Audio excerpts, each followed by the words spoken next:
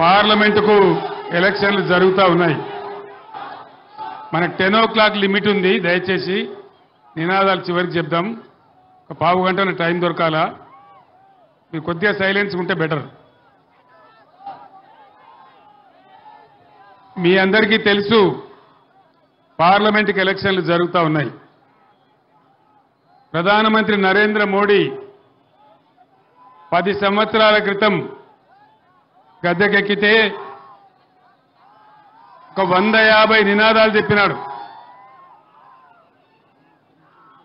150 నినాదాలలో ఏ ఒక్క నినాదం కూడా నిజం కాలే. మీరందరూ చెప్పాలి, నేను అడుగుతా ఉన్నా. మోడీ గారు చాలా విషయాలు చెప్పినాడు. నేను గెలిస్తే విదేశాలలో ఉన్న నల్ల డబ్బు తెచ్చి ప్రతి ఇంటికి 15 లక్షలు ఇస్తానాడు. వచ్చినాయా 15 లక్షలు? పటాన్ చెరువులకు వచ్చినాయట కదనా? మీరవద్దమా నేనవద్దమా? రాలేదా అన్న? ఎక్కడ కూడా రాలే. సబ్కా సాత్ సబ్కా వికాస్ జరిగిందా? సత్యనాశ అయింది. మేక్ ఇన్ ఇండియా ఏమన్నా వచ్చిందా? డిజిటల్ ఇండియా ఏమన్నా జరిగిందా? అమృత్ కాల్ వచ్చిందా? అచ్చే దిన్ వచ్చిందా? డీజిల్ ధరలు పెరిగినాయి, పెట్రోల్ ధరలు పెరిగినాయి, గ్యాస్ ధరలు పెరిగినాయి. సామాన్యుల నడ్డి విరిగింది తప్ప అచ్చే దిన్ రాలే గాని సచ్చే దిన్ మాత్రం వచ్చింది. మళ్ళా ఇప్పుడు అదే గ్యాసు ఇక మేమేదో ఉద్ధరిస్తాం, 6 సందమామలు పెడతాం, 7 సూర్యులు పెడతాం, మళ్ళా మాకే గుర్తుంది అంటున్నారు. నమ్మచ్చునా? నమ్మే అవకాశం ఉందా? అంత ట్రాషు గ్యాసు. ఎప్పటికప్పుడు ఒక ఉల్టా నినాదం పెట్టుడు, పాకిస్తాన్తో పంచాయతీ అని చెప్పుడు. వాడు పాకిస్తాన్కి ఇంత బుట్క దేశం. జాడి చొక్కటి కొడితే 25 ఏళ్ళు మన దిక్కు చూడాడు. వాడిని చూపించి ప్రజలను ఎమోషనల్ బ్లాక్మెయిల్ చేసి ప్రతిసారి ఓట్లు అందుకొనుడు, మన గ్యాస్ చెప్పుడు. మోడీ ఎజెండాలో, బీజేపీ ఎజెండాలో పేదల కష్టాలుండయి. ఏ కాలం లేదు, మనుకాలం లేదు, మధ్యాహ్న కాలం. పేదల కష్టాలుండయి. ధనికుల యొక్క బాధలు మాత్రం ఉంటాయి. ట్యాక్స్ మాఫీ చేస్తే అంబానీ అదానీలకు, పెద్ద పెద్ద కార్పొరేట్లకు 15 లక్షల కోట్లు మాఫీ చేసినాడు. కానీ పబ్లిక్ సెక్టర్ కంపెనీలన్నీ కూడా ఒకటి నోట్ల బుక్క పెడతా ఉన్నాడు. చివరికి ఎల్ఐసిని కూడా అమ్మేసే ప్రయత్నం చేస్తా ఉన్నాడు. రైల్వేని కూడా ప్రైవేట్ పరం చేస్తా ఉన్నాడు. విమానాశ్రయాలు ప్రైవేట్ పరం చేస్తా ఉన్నాడు. ఓడరేవులు పర్మిట్ ప్రయాణం చేస్తా ఉన్నాడు. మరి మొత్తం పోతే మనం ఎక్కడ పోవాలా? మన యువకులు ఎక్కడ పోవాలా? ఏం జరగాలి ఈ దేశంలో? ఒక్క నినాదం కూడా కరెక్ట్ లేదు, ఒక్క మాట కూడా కరెక్ట్ లేదు.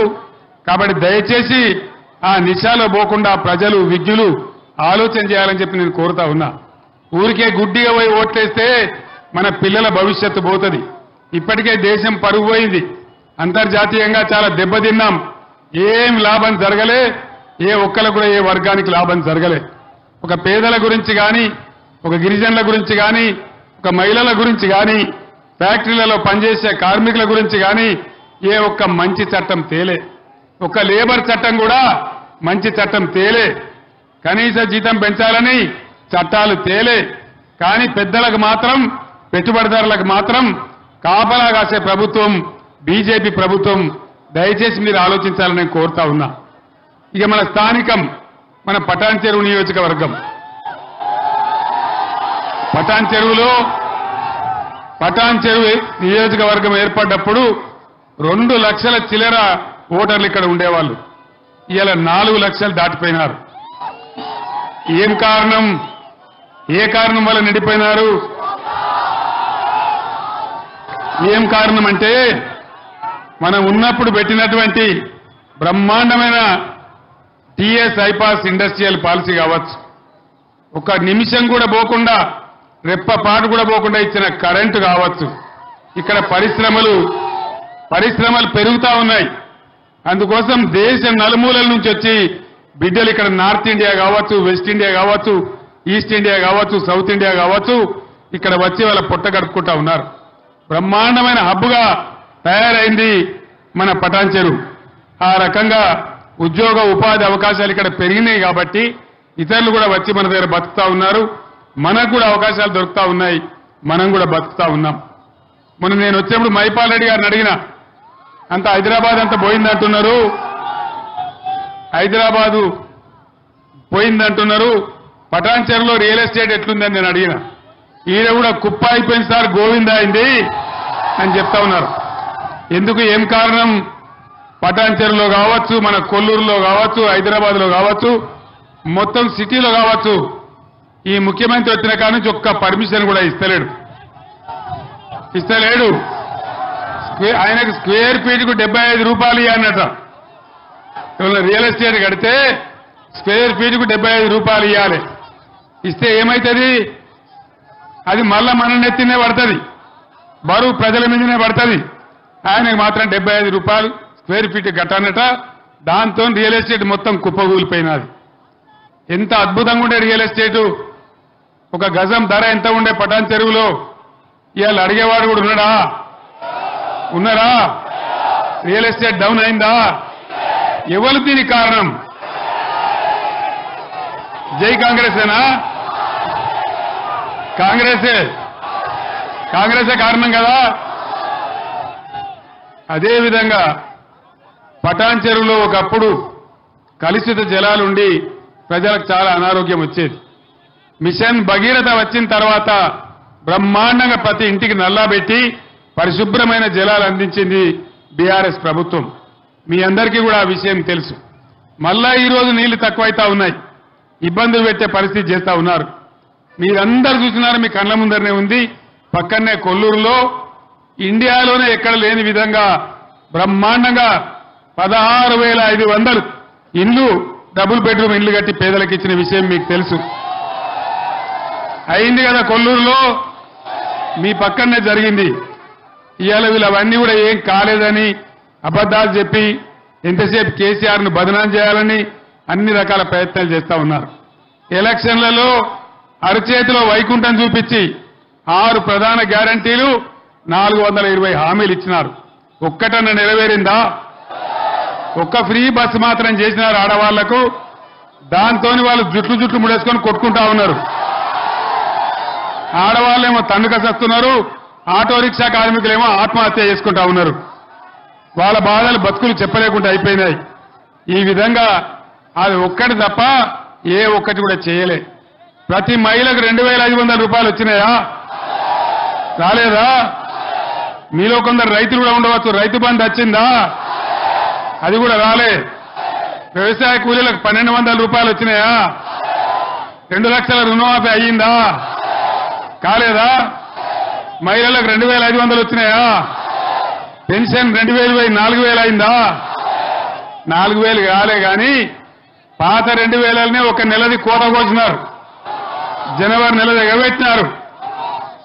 ఏమయ్యా ముఖ్యమంత్రి, ఏం సంగతి అంటే కనపడ్డ దేవుని మీదల్లా ఒట్టిగా, దేవుడు ఎదురవుడే కష్టమిగా, దేవుళ్ళ మీద ఒట్లు, కేసీఆర్ మీద తిట్లు. ఇవన్నీ ఎందుకు చేయవు? నువ్వు జూటా హామీలు చెప్పినావంటే కేసీఆర్ని గుడ్లు వీక్తా, గోటీలు ఆడుకుంటా, కేసీఆర్ని పేగులు తీసి మెడలేసుకుంటా, ఆఖరికి నీ ముడ్డి మీద షెడ్డి కూడా గుంజుకుంటా అంటాడు. ఆయన షెడ్డి ఏం చేసుకుంటాడో నాకు అర్థం కాలేదు. అంతే కదా? ఈ విధంగా రైతులను మోసగించి విద్యార్థుల ఫీజు రియంబర్స్మెంట్ స్కీమ్ అది పెట్టాలి. 5 నెలల నుంచి రూపాయి కూడా ఇస్తలేదు. సోషల్ వెల్ఫేర్ హాస్టళ్లలో కలుషిత ఆహారం తిని విద్యార్థులు హాస్పిటల్ పాలవుతా ఉన్నారు. దాన్ని పట్టించుకునే గతి లేదు. మనం ఆనాడు పేద పిల్లలు చదువుకోవాలని, విదేశాలకు పోవాలని, పెద్ద చదువులు వాళ్ళకి రావాలని అంబేద్కర్ పేరు మీద, జ్యోతిరావు పూలే పేరు మీద 20 లక్షల స్కాలర్షిప్ ఇచ్చినాం. 5 నెలల నుంచి దాన్ని కూడా బంద్ పెట్టినారు. కేసీఆర్ కిట్ బంద్ అయినది. హరీష్ రావు ఆరోగ్య మంత్రి ఉన్నప్పుడు న్యూట్రిషన్ కిట్ తెచ్చినాడు, దాన్ని కూడా బంద్ పెట్టినారు. అన్ని బందే, ప్రతిది కూడా బందే. చివరికి ఇంకో మాట చెప్పినారు. మనం ఆ రోజు పేద పిల్లల లగ్గాల కోసం 1 లక్ష రూపాయలు ఇచ్చి వాళ్ళని ఆదుకున్నాం. పేదలకు ఆరోగ్యం ఖరాబ్ అయితే సీఎంఆర్ఎఫ్ ఇచ్చి ఆదుకున్నాం. వీళ్ళేం చెప్పినారు ఎలక్షన్లలో 6 గ్యారంటీలలో కేసీఆర్ ₹1,00,000 ఇస్తాడు, మేము తులం బంగారం ఇస్తామన్నాడు. తులం బంగారం వచ్చిందా? పటాంచర్లు వచ్చిందట కదనా? రాలేదా? రాలే. తులం బంగారం కూడా రాలే. సీఎంఆర్ఎఫ్ కూడా బంద్ అయిపోయింది. అప్పుడు మైపాలని తెచ్చి నెలకు 300-400 మందికి పేదల కోసం నాతో శాంక్షన్ తెచ్చి మీకు ఇచ్చేవాడు. ఈరోజు అది కూడా బంద్ అయిపోయింది. ఈ రకంగా రైతులు పండించిన పంటలకు దిక్కులేదంటే వడ్లు కూడా కొనకుండా అమ్మైపోయే పరిస్థితి లేదు. ఆనాడు బీఆర్ఎస్ ఉన్నప్పుడు రైతులు నిలబడాలని వాళ్ళకు రైతు బంధు ఇచ్చి, రైతు బీమా ఇచ్చి, ఫ్రీ కరెంట్ ఇచ్చి బ్రహ్మాండంగా తయారు చేసినాం. తడిచిపోయిన వడ్లు కూడా కొన్నాం, రైతాంగాన్ని నిలబెట్టినాం. ఈరోజు ఈ రాష్ట్ర ప్రభుత్వం అన్ని వర్గాల ప్రజలను మోసం చేసి మంచిగున్న తెలంగాణను ఆగమాగం చేసింది. కరెంటు కోతలు ఇలా చందానగర్లో మీ పక్కనే ఉంటుంది BHEL దగ్గర.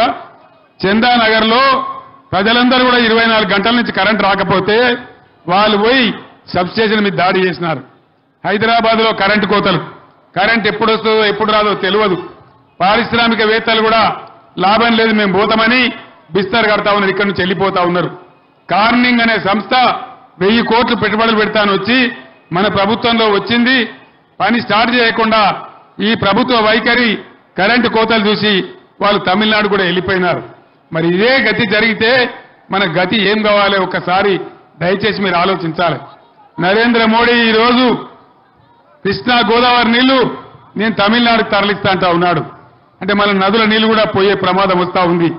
ఈ ముఖ్యమంత్రి ఏమో మాట కూడా మాట్లాడతలేడు. నరేంద్ర మోడీ నువ్వు బడే బాయ్, నేను చోటే బాయ్ అని మాట్లాడుతా ఉన్నాడు. చాలా పెద్ద ప్రమాదం ఉంది. ఈ ప్రమాదం నుంచి తెలంగాణ కాపాడుకోవాలంటే ఉద్యమ టైంలో నేను పటాన్ చెరువుకు చాలా సార్లు వచ్చిన, మీరందరూ కూడా ఉప్పెనలాగా లేచినారు. ఆనాడు బ్రహ్మాండమైన ఉద్యమం నిర్మాణం చేసినాం. ఆ ఉద్యమం పుణ్యమే మనకు తెలంగాణ వచ్చింది. ఆ తెలంగాణ ప్లీజ్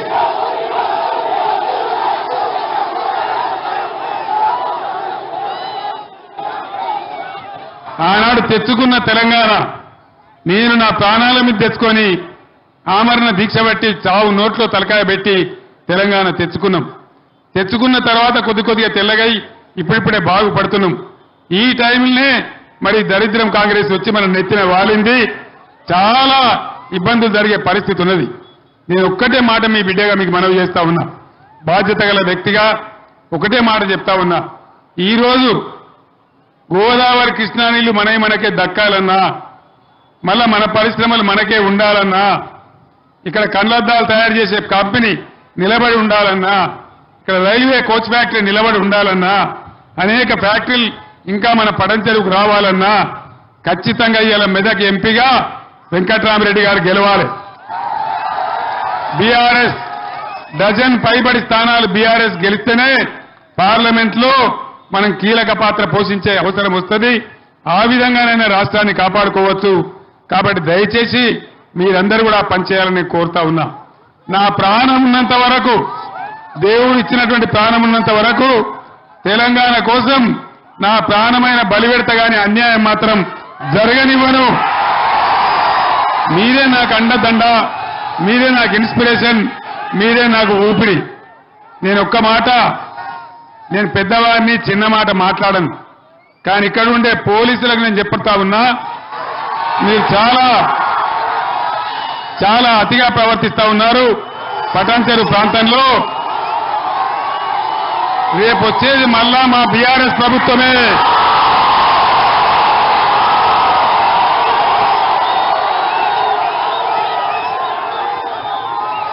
ఒక్క మాట నేను పోలీసు గురించి చెప్తే స్పందన ఎట్లా ఉన్నదో పోలీసులు చూస్తా ఉన్నారు. మీరు అతి ప్రవర్తన చేస్తే మట్టుకు మళ్ళా వచ్చేది బీఆర్ఎస్ ప్రభుత్వమే. జాగ్రత్త హెచ్చరిస్తా ఉన్నా. మేము ఆనాడు లాఠీలకు, లూటాలకు, తుపాకులకు, జైళ్లకు భయపడితే తెలంగాణ వచ్చేదే కాదు. వచ్చునా తెలంగాణ? మనమేనా భయపడేది? కాబట్టి జాగ్రత్త, అతిగా పోకండి. మీ డ్యూటీ మీరు చేసుకోండి, మీకు రాజకీయాలు అవసరం లేదు. కాబట్టి జాగ్రత్త ఉండమని నేను పోలీసు సోదరులకు చెప్తా ఉన్నా. మీ అందరినీ నేను కోరేది ఒకటే, మన ఐకమత్యమే మనకు శ్రీరామ రక్ష. అందరం కలిసే ఆనాడు తెలంగాణ తెచ్చుకున్నాం.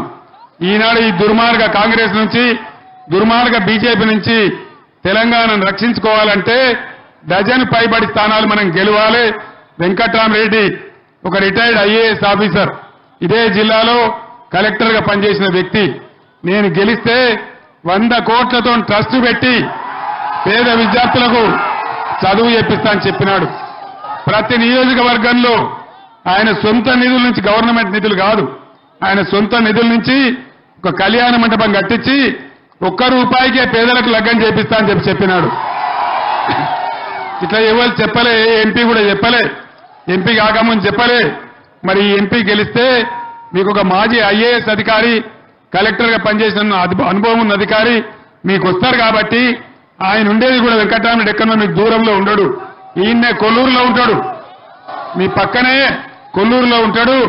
అన్నా అంటే నేను ఉన్నాను మీకు వస్తాడు, మీ పక్కనే ఉంటాడు. కాబట్టి విద్యాధికుడు, చదువుకున్నవాడు, ఆయనకు బాగా ఆస్తిపాస్తులున్నాయి, డబ్బుల కోసం రాలే, పలుకుబడి కోసం కూడా రాలే. ఆయన ఆల్రెడీ ఎమ్మెల్సీ కూడా ఉన్నాడు, ఆయన కొత్తగా ఆశపడి రాలే. వెంకటరామరెడ్డి నిలబడతా నేను అడగలే, నేనే అడిగినా.